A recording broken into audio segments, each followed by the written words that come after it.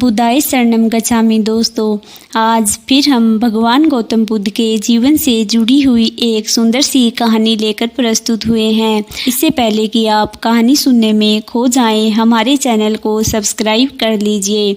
तो चलिए फ्रेंड्स, आज की कहानी शुरू करते हैं। एक छोटी सी नदी थी, उसके दोनों किनारों पर लोग रहते थे। नदी के पानी से दोनों ओर के लोग अपना अपना काम चलाते थे और सुखमय जीवन बिताते थे। एक बार दोनों पक्षों में पानी को लेकर तनातनी हो गई। वे एक दूसरे पर आरोप लगा रहे थे कि तुम ज़्यादा पानी ले रहे हो। जब आपसी बातचीत में मामला नहीं निपटा तो वे मरने मारने पर उतारू हो गए। उनके पास जो भी हथियार थे उन्हें तत्काल निकाल लाए और एक दूसरे पर टूट पड़ने को आमादा हो गए। तभी किसी ने जाकर भगवान बुद्ध को सूचना दी। उन्होंने दोनों पक्षों के प्रतिनिधियों को बुलाया और तकरार का कारण पूछा। दोनों प्रतिनिधियों ने अपना अपना पक्ष रखा। बुद्ध ने दोनों की बातें सुनी और मुस्कुराकर कहा, तो तुम लोग अब क्या करोगे? दोनों प्रतिनिधियों ने आवेश में आकर कहा, हम खून की नदियां बहा देंगे। भगवान बुद्ध ने कहा, तो तुम्हें खून चाहिए? उन लोगों ने हतप्रभ होकर बुद्ध की ओर देखा, फिर बोले, नहीं, हमें पानी चाहिए। तब सहज भाव से बुद्ध ने कहा, खून बहाकर खून मिलेगा, पानी कैसे पाओगे?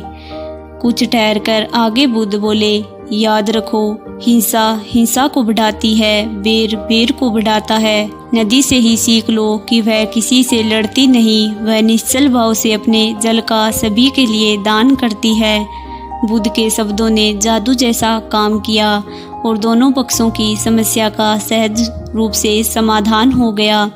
दोनों पक्ष मिल बांटकर पानी का उपयोग करने लगे, क्योंकि उन्हें समझ में आ चुका था कि अगर वो हिंसा करेंगे तो बस खून खराबे के सिवाय उन्हें कुछ भी हाथ नहीं लगेगा। ये हिंसा पता नहीं कितने अपनों को नुकसान पहुंचा देगी और पानी की समस्या वैसे की वैसी बनी रहेगी, क्योंकि दोनों पक्षी नदी के किनारे रहते हैं और पानी तो दोनों को चाहिए। इसीलिए मरने मारने से सिर्फ और सिर्फ आगे दुश्मनी बढ़ती रहेगी और प्रेम का तो नामो निशान ही मिट जाएगा।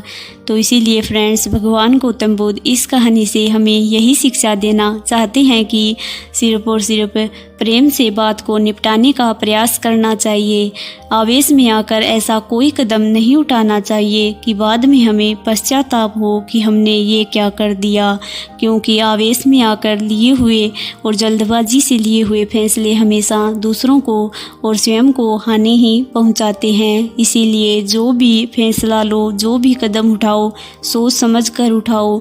बस आज पर ध्यान केंद्रित करके कोई भी फैसला मत लो। आगे आने वाले लंबे समय को सोचकर कोई फैसला लो कि आज मैं ये कदम उठा रहा हूँ तो आगे आने वाले समय में इसके क्या दुष्परिणाम हो सकते हैं। अगर हम दूरदृष्टि रखकर कोई भी फैसला लेंगे और आराम से ठंडे दिमाग से सोच समझकर कोई निर्णय लेंगे तो वो कभी भी दूसरों को और स्वयं को हानि नहीं पहुँचाएगा।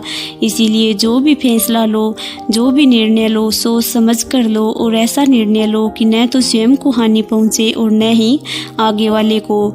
और ऐसे फैसले से न ही रिश्तों में कड़वाहट आती है और ना दूरियां बढ़ती है।